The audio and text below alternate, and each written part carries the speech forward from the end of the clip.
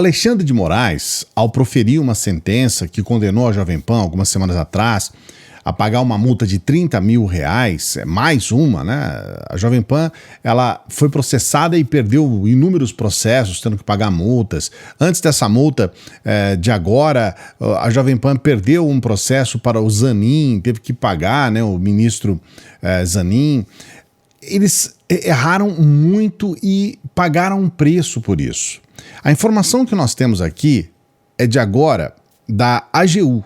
A AGU requer congelamento de bens da Jovem Pan para pagamento de indenização de 13 milhões por incentivar ruptura do regime democrático.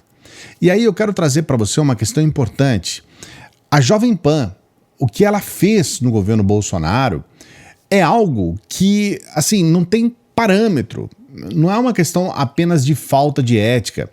Eles foram criminosos. Eles realmente usaram e abusaram de um expediente que é antiético por parte da Jovem Pan, é antiético por parte do Bolsonaro. O Bolsonaro, ele fazia aquelas lives dele na quinta-feira e a única emissora que transmitia era a Jovem Pan. Ele colocava pessoas da emissora Jovem Pan para fazer perguntas para ele dentro da live. E aquela live, ela deveria ser, como foi apresentada, uma live da presidência da República, não do presidente. E a presidência da República é uma instituição nacional. Ela não pertence ao Bolsonaro, não pertencia ao Bolsonaro. Ela pertence ao povo brasileiro. Então, era minimamente obrigatório que aquilo fosse levado para a população, não para aqueles que assistem uma específica emissora. E todas aquelas ações da Jovem Pan ao longo do governo Bolsonaro, elas precisam ser responsabilizadas. Eu nem acho que a Jovem Pan tem que fechar. Olha, sinceramente, se a esquerda tivesse a mesma postura em relação à Jovem Pan do que os bolsonaristas têm em relação à Globo, a Jovem Pan não teria existido no primeiro mês do governo Bolsonaro. Só quando o Bolsonaro, por exemplo, lá na sua posse, ele permitiu a entrada apenas da Jovem Pan e do Alan dos Santos para estar presente lá na posse e deixou todos os outros jornalistas para fora, só ali já tinha um problema grave apontado.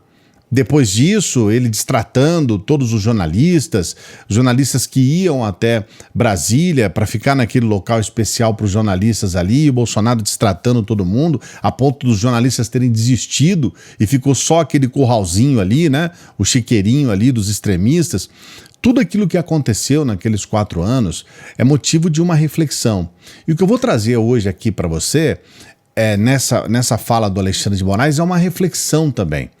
Eu, antes de trazer essa fala e esse vídeo, peço para você dar o like aqui, né? Se inscrever no canal. Tô lembrando, se você deixar para o final você esquece, é importante o seu like, é muito importante que você nos ajude também no nosso IBEST. Eu quero pedir, essa votação ela é feita diária.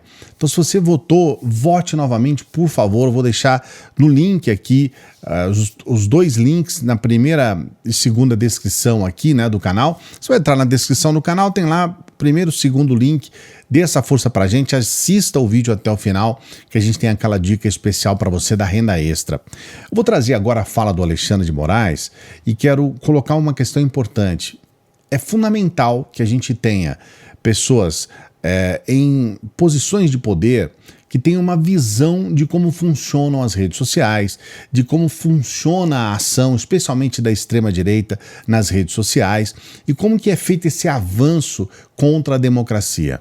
O Alexandre de Moraes, ele colocou ali uma explicação detalhada do que de fato aconteceu. Ele fala a respeito, por exemplo, da Jovem Pan ter contratado influências que se passam como jornalistas para colocar crimes de ódio. Ele fala, inclusive no contexto desse processo que a Jovem Pan perdeu, como que eles usavam isso, né? Nós estamos falando aqui no âmbito do Tribunal Superior Eleitoral, como que eles usavam a ação desses influencers nas eleições. Então preste atenção, porque é uma aula do Xandão, olha só. É de uma tristeza muito grande, que foi a degradação total, num determinado momento, de uma das grandes e tradicionais rádios do estado de São Paulo, que foi a Jovem Pan, que num determinado momento, e aqui é exatamente um desses momentos, contratou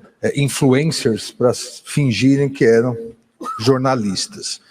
E essas influencers, e uma delas é a pessoa que proferiu as palavras, ela dia e noite praticava discurso de ódio, dia e noite discurso ofensivo contra os outros candidatos, contra a justiça eleitoral, numa clara campanha subreptícia.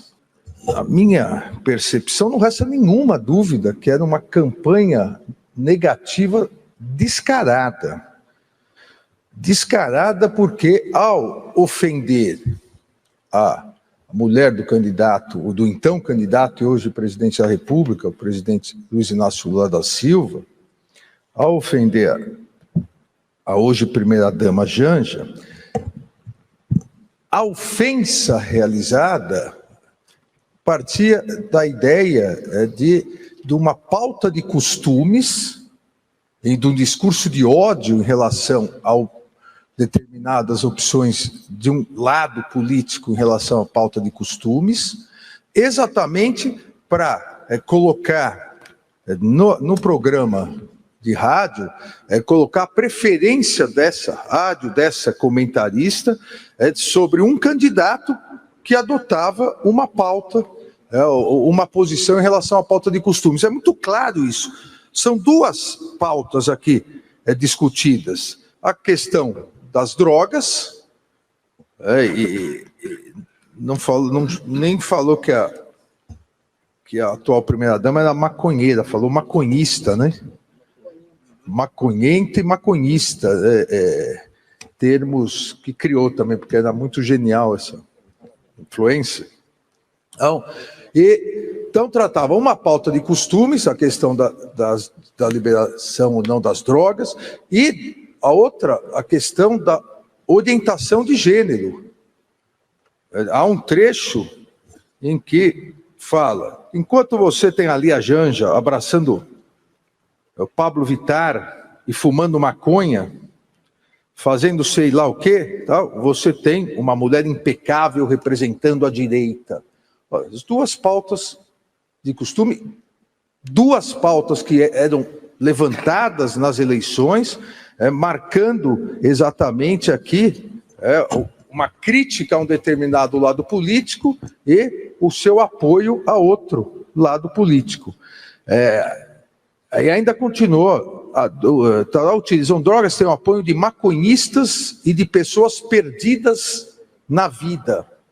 Discurso de ódio, discurso preconceituoso, e um discurso de ódio, discurso preconceituoso, visando apoiar um dos candidatos. Você consegue entender a importância dessa fala do Alexandre de Moraes? Porque, na verdade, ele entendeu o processo. A extremista da Jovem Pan, ela coloca a Janja como, ela é maconheira, ela se aproxima de pessoas homossexuais, de pessoas perdidas na vida e tudo mais, com essas pautas de costume que são pautas da extrema-direita, e ela coloca uma comparação, ela fala, mas a Michelle é uma santa, é uma mulher imaculada e tudo mais. Então, nessa leitura, o Alexandre de Moraes, ele consegue perceber que esse discurso de ódio, de preconceito, de criar realmente uma situação de revolta em relação à possível primeira-dama, estávamos no momento ali de eleições, aquele discurso, ele, na verdade, ele é utilizado para influenciar as pessoas que se dizem conservadoras, que são contra a questão das drogas, que são preconceituosas em relação a homossexuais, e estão dizendo assim, olha, não vai votar naquele candidato não, que a esposa dele é maconheira, é gay ou alguma coisa assim. Então ele percebeu, ele teve essa visão, e isso é muito importante, porque até então, dentro do setor do judiciário como um todo, esse tipo de traquejo não existia, porque é uma coisa nova, uma coisa de rede social, é uma coisa de movimentação da extrema-direita, e muitas vezes isso não chega até o judiciário, as pessoas que têm responsabilidade em colocar um arbítrio sobre isso. Então é muito importante. essa forma do Alexandre de Moraes de se manter atualizado em relação ao que está acontecendo nas redes sociais faz com que a gente tenha um mínimo de ordem no meio desse caos criado pela extrema-direita. No meio dessa situação como um todo, a Jovem Pan perdendo um processo atrás do outro, a possibilidade de ter bens retidos e tudo mais, a Jovem Pan tenta se aproximar do Tarcísio e tenta buscar no Tarcísio aquilo que ela conseguiu, por exemplo, não só com o Bolsonaro, como até com o próprio Dória. O Dória, ele jogou uma grana pesada na Jovem Pan. O Bolsonaro também. Já se fala que a TV, né, a emissora de televisão da Jovem Pan, a Jovem Pan News, está prestes a fechar. A gente não sabe quanto tempo mais ela vai ficar. Aqueles próprios patrocinadores que eram da extrema-direita, que beneficiavam a Jovem Pan, se afastaram, porque perceberam que não deu resultado, né? Jogaram um dinheiro na emissora que não reverteu naquilo que eles queriam, que era a reeleição do Bolsonaro. A Jovem Pan abandonada por todos, perdendo processo um atrás do outro, e agora tendo que se aproximar do governador de São Paulo para poder receber uma graninha ali a mais para poder se manter.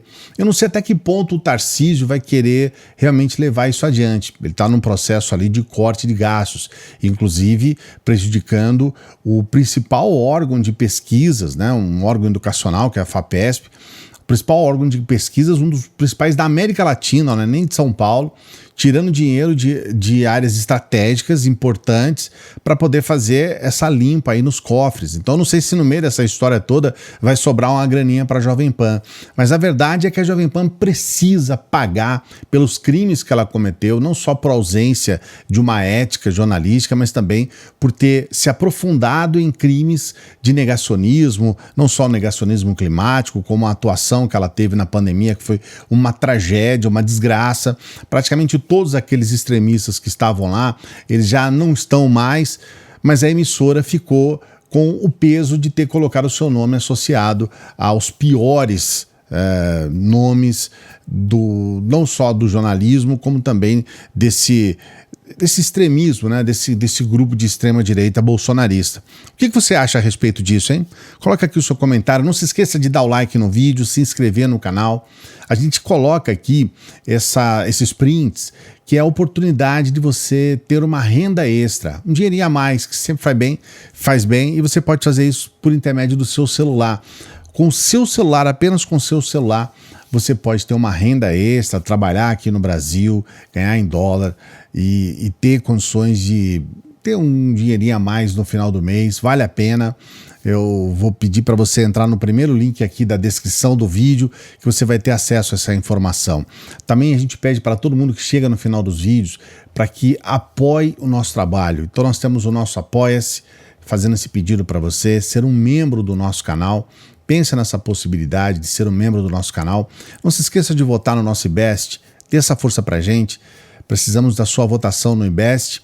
E também, se você puder, caso você queira, você faça uma doação pra gente por intermédio do Pix, que é também muito importante pra gente levar o nosso trabalho adiante, tá bom? E obrigado a você que sempre nos ajuda. Grande abraço, daqui a pouquinho a gente volta. Salve progressistas, eu sou o Clayson.